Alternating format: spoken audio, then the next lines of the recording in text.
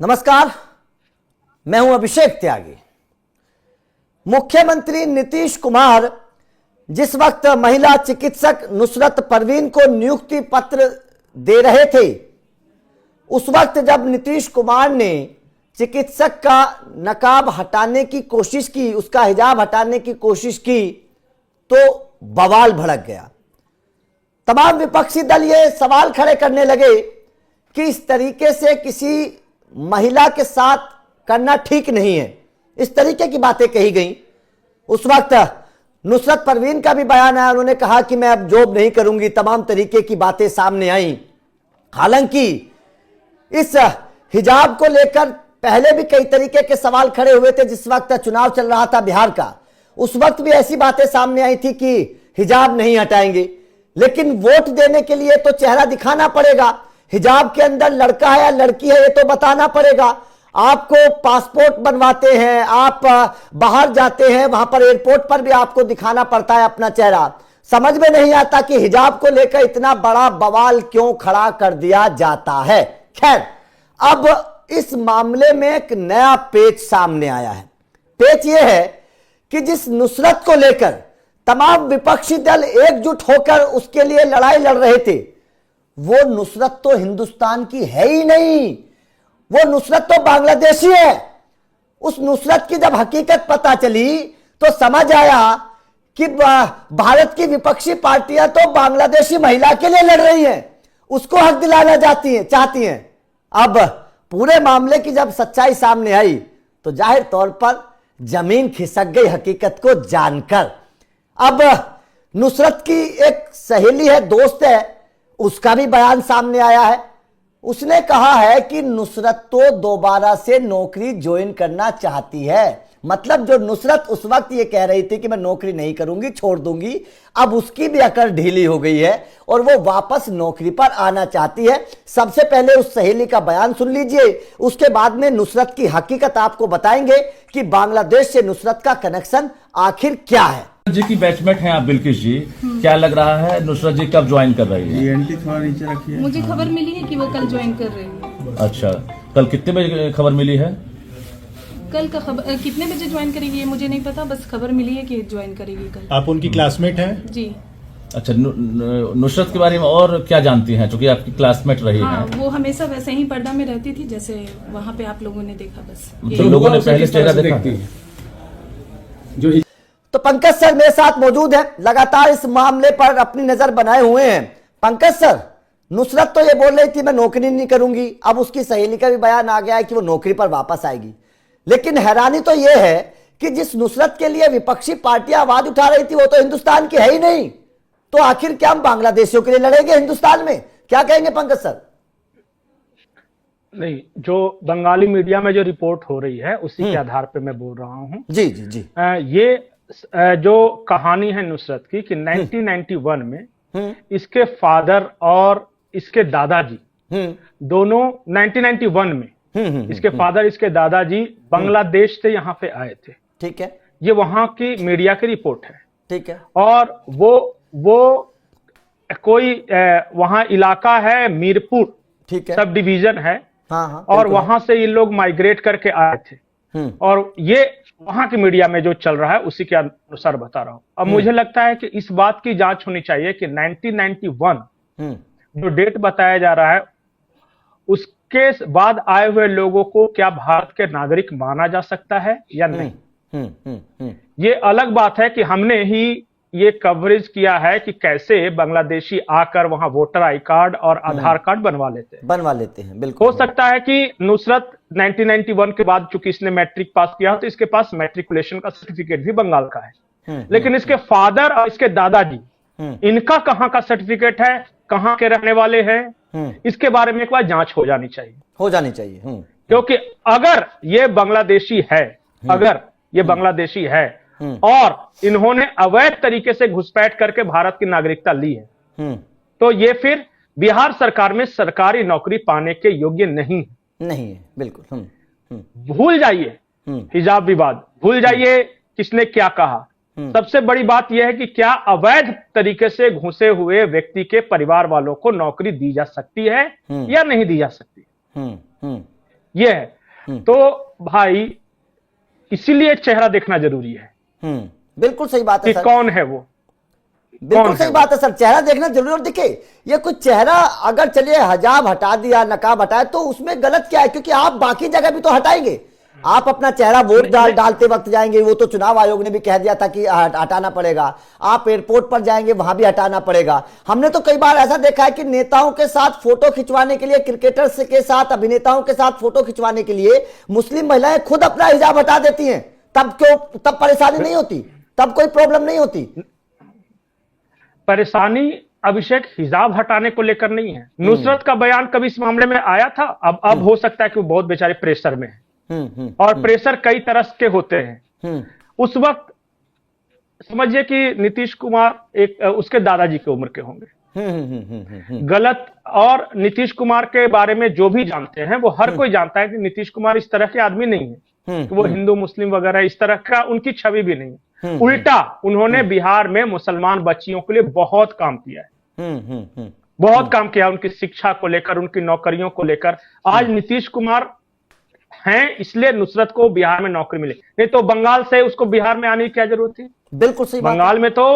बंगाल में तो मुसलमानों की नजर में बहुत अच्छा राज चल रहा है, ममता बनर्जी तो बहुत अच्छा काम कर रही हैं। तो फिर बंगाल की वो बच्ची अगर मान लिया कि वेस्ट बंगाल की है, फिर भी वो बिहार में आकर नौकरी क्यों ले रही है? बिल्कुल सही बात, बहुत बड़ा सवाल अगर सब कुछ सही है तो नीतीश कुमार की सरकार में नौकरी मिली, इसलिए बंगाल से आकर उसको बिहार में नौकरी लेना पड़ा।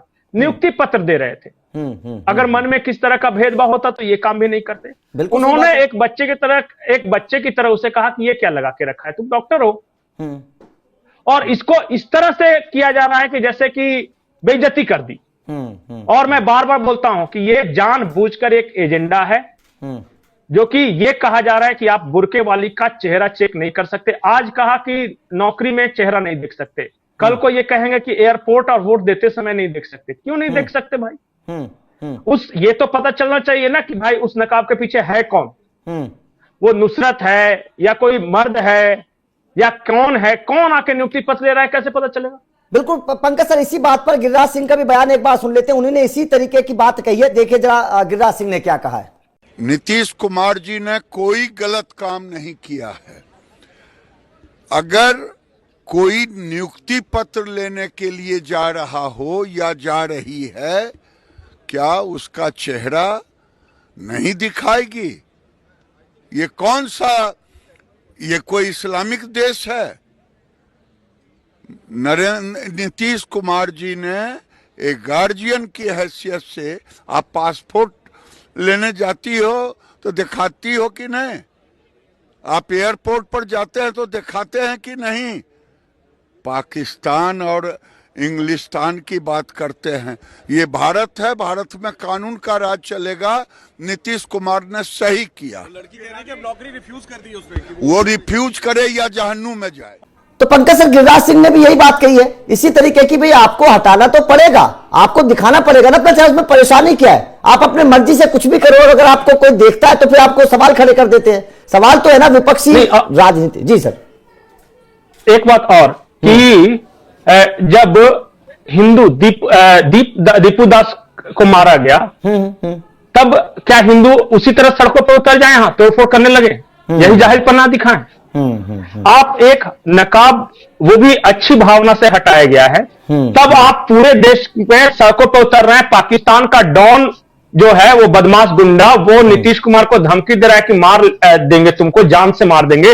आप कश्मीर से लेकर कन्याकुमारी तक और ये बंगाल से लेकर अहमदाबाद तक आप सर तन के जुदा से नारे लगा रहे हो। कर दोगे सर तन से जुदा? कई राज्यों की सरकारें ऑफर दे रही है सर, कई राज्यों की सरकारें उसको ऑफर दे रही है कि हमारे यहाँ जाओ आप। हाँ, हमारे यहाँ झारखंड में एक जाहिल मंत्री है, उसने कहा कि हम प्रति महीना 3 लाख का नौकरी देंगे। किस आधार पे दोगे भाई? किस नियुक्ति नियमावली के तहत दोगे? क्योंकि वो सिर्फ मुसलमान, इसलिए तुम नौकरी दे दोगे? यही कह देते कल को जाके कि जो चंदन दास मरा था मुर्शिदाबाद में, उसके परिजनों को नौकरी दे देंगे। तब जानते कि भाई दोनों तरफ से तुम बराबर का भाव रखते हो। बिल्कुल सही, सरकार के लिए भेद नहीं है। बिल्कुल यही इरफान अंसारी मुर्शिदाबाद तो बिल्कुल झारखंड से सटा हुआ है जी। वो चल के भी आ सकता। और इरफान अंसारी के इलाके से तो मुश्किल से 50 किलोमीटर दूर है। दे देते हरगोविंद दास और चंदन दास को मुर्शिदाबाद में इन्हीं मुसलमानों की भीड़ ने पीट पीट कर मार डाला। उसके परिवार के लिए क्यों नहीं ये ऑफर था? और यहां क्या ऐसा हो गया? वो असल में मैं अभिषेक आपको बता रहा हूं, ये स्ट्रीट पावर दिखा रहे हैं, सड़क पे किसकी कितनी ताकत है। और मैं बताऊं, जिस दिन इनकी ताकत हो जाएगी ना, आपका संविधान, आपके कानून को ये सब ठेंगा दिखाते हैं, इनको किसी की नहीं पड़ी है।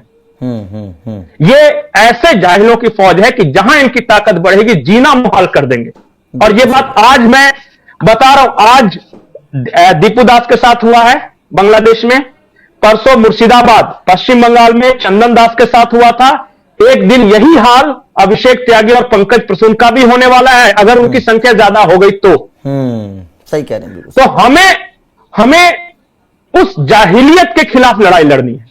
और आपको क्या लगता है कि ये जो मौलवी हैं ये सब नुसरत के लिए परेशान है, नुसरत परवीन के लिए नहीं, ये अपनी ताकत के लिए परेशान है।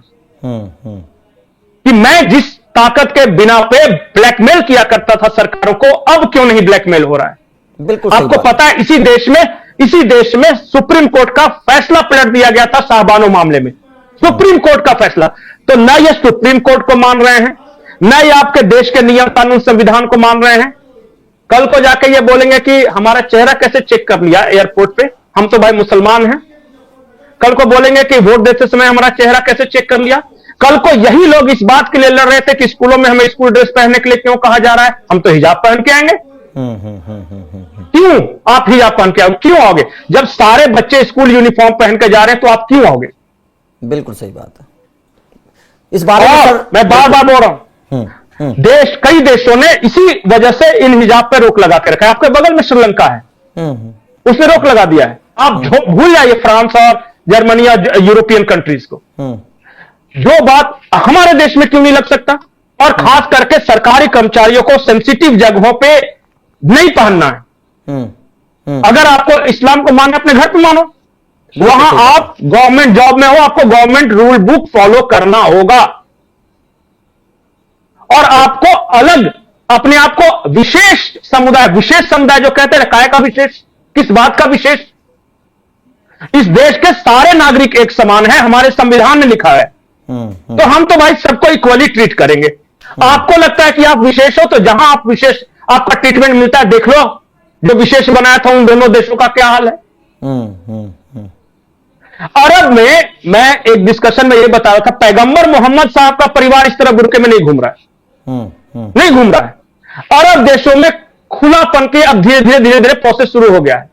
और ये कन्वर्टेड जाहिल जो कि यहीं के रहने वाले हैं, कह रहे हैं कि हम जेठ की भरी दोपहरी में काला तिरपाल पहन के घूमेंगे। क्यों घूमोगे तुम? बाप का राज है क्या? इस देश में जो संविधान कहता है वही होगा। और उल्टा यही लोग नारे भी लगाते हैं कि यह देश संविधान से चलेगा। बिल्कुल सही बात है सर, बिल्कुल सही बात है। मैं बार बार ये बोल रहा हूं कि इस बात को समझिए कि उन्हें न संविधान से मतलब है, न इस देश के कानून से मतलब। उन्हें चाहिए अपना दबदबा, और वो अपनी ताकत दिखाने के लड़ रहे हैं। अगर आपके पास ताकत, जिस दिन उन्हें यह पता चल गया कि हिंदुओं की ताकत हमसे कम हो गई, उसी दिन आपके घर पे भी चढ़ेंगे, आपके सारे इंस्टीट्यूशंस पे भी वो सवार हो जाएंगे, और नहीं बचेगा लोकतंत्र। इस देश में लोकतंत्र तभी तक सुरक्षित है जब तक यहां हिंदू, बौद्ध, जैन, पारसी, सिख हैं। जिस दिन मुसलमानों की आबादी ज्यादा हो गई, उस दिन आपका यह संविधान और यह कानून नहीं रहेगा, लोकतंत्र भी नहीं रहेगा। किसी भी मुस्लिम देश में लोकतंत्र है? किसी भी मुस्लिम देश में नहीं है। तो ये जो कहते हैं ना कि हम लोकतंत्र और संविधान के लिए लड़ रहे हैं, ये उसके लिए नहीं लड़ रहे हैं, ये लड़ रहे हैं इस्लाम के राज के लिए। और जिस दिन उनकी ताकत बढ़ी तो ये ममता बनर्जी भी नहीं बचेगी, ये तेजस्वी यादव भी नहीं बचेंगे, ये अखिलेश यादव भी नहीं बचेंगे, सब बराबर मारे जाएंगे। कहां गए? मैं आपको एक बताता हूं छोटी सी कहानी। जब देश का बंटवारा होता तो एक दलित नेता थे, उन्होंने कहा कि हिंदू धर्म में दलितों के प्रति अन्याय होता है, हम तो पाकिस्तान में जाएंगे और मुसलमान के बीच में रहेंगे, हमें इक्वल ट्रीटमेंट मिलेगा। वो आदमी 2 साल के अंदर उसको पीटा गया, मारा गया। अंत में वो किसी तरह जान बचाकर भारत में आया, कहा कि बाप रे बाप, ये सब भ्रम है। मुसलमान किसी को नहीं मानता अपने अलावा, नहीं मानता, और वो देश का संविधान कानून वगैरह नहीं मानता। बस वो इंतजार करता है अपनी ताकत बढ़ने का, वो इंतजार करता है डेमोग्राफिक चेंज का। मत मानिए आज मेरी बात। और इन्हीं सब परिस्थितियों को देखते हुए अग्निवीर योजना लाई गई थी। जानते थे कि हमारा जो हिंदू समाज है वो अपने बेटों के लिए सोने के महल बनाने में व्यस्त है और अपने भाई से झगड़ा कर रहा है 1 इंच खेत के लिए। ये क्या लड़ेगा? तो पता है कि हमें देशभक्तों की फौज अपने समाज में भी चाहिए। इंटरनल जो आप कहते हैं ना 2.5 फ्रंट वार, उस हाफ फ्रंट के लिए जरूरी है ये अग्निवीर, कि कोई तो अपने समाज का ऐसा हो जो उनके साथ लड़ सके। नहीं समझेंगे आज इस बात को, नहीं समझेंगे, मजाक उड़ाएंगे आपका, और सबसे ज्यादा मजाक आपका हिंदू उड़ाएंगे। लेकिन उन्हीं हिंदुओं को बोलिए कि जाके आप अकेले मुस्लिम मोहल्ले में रहो, तो कहेंगे नहीं जी हैं हम इधर ही ठीक है, हिंदुओं के बीच में रह के ही हम हिंदू को गाली दे सकते हैं, उनके बीच में चले जाएंगे तो हमारा जीना मुहाल हो जाए। जिस सेकुलर हिंदू को, सेकुलर से सेकुलर हिंदू जो है ना, उससे जाके बोलिए कि आप अकेला मुसलमानों के मोहल्ले में रह के दिखा दो, सारी सेकुलर गिरी चली जाएगी पीछे। बिल्कुल सही बात है, बिल्कुल सही बात है, बिल्कुल सही बात है। और कुछ सच्चाई ऐसी है ना, कुछ सच्चाई ऐसी है जिसको बोलना पड़ेगा। आज नहीं बोलेंगे तो आज जो बांग्लादेश की हालत है, आज जो पाकिस्तान की हालत है, वही हालत ये भारत की कर देंगे, कर देंगे। और जहां इनकी संख्या है कर रहे हैं, बंगाल में कर रहे हैं, केरल के कुछ इलाकों में कर रहे हैं। इसमें कोई इस देश को बचाना है, इस देश को बचाना है तो हिंदुओं को इन प्रवृत्तियों के खिलाफ, इन आसुरी शक्तियों के खिलाफ, इन शैतानों के खिलाफ यूनाइट होना पड़ेगा। मजबूरी है यूनाइट होना, शौक नहीं है। बिल्कुल सही बात। आज ये नुसरत परवीन को बहाना, आज ये नुसरत परवीन के बहाने से सड़क पर हैं। एक हफ्ता पहले बिहार चुनाव के समय ये आई लव मोहम्मद के नाम पे सड़क पे थे, उससे थोड़ी देर, हाँ, ये बहाना, ये हर किसी न किसी बहाने से ये हर महीने सड़क पे होते हैं। क्योंकि इनको कानून में भरोसा ही नहीं, इनको तो अपनी स्ट्रीट पावर पे भरोसा है कि हम भीड़ में आएंगे और कुछ भी किसी चीज पे कब्जा कर लेंगे। उस भीड़ तंत्र के खिलाफ ये लोकतंत्र की लड़ाई है। बिल्कुल सर, सही बात है आपकी। बिल्कुल ये बात समझनी पड़ेगी। आज देश का हिंदू नहीं जागा तो फिर लेट हो जाएगा, मामला बहुत लेट हो जाएगा, क्योंकि ये तो एक प्लान के तहत काम कर रहे हैं। खैर, आपका इस खबर पर क्या कहना है? जिस नुसरत परवीन को लेकर पूरा विपक्ष एक था, उसके लिए आवाज उठा रहा था, नीतीश कुमार को गाली दे रहा था, वो हिंदुस्तान की है ही नहीं, उसके पूर्वज बांग्लादेशी है, जिस तरीके की खबरें सामने आ रही हैं। तो आप इस खबर को कैसे देखते हैं? अपनी राय कमेंट करके जरूर बताइएगा।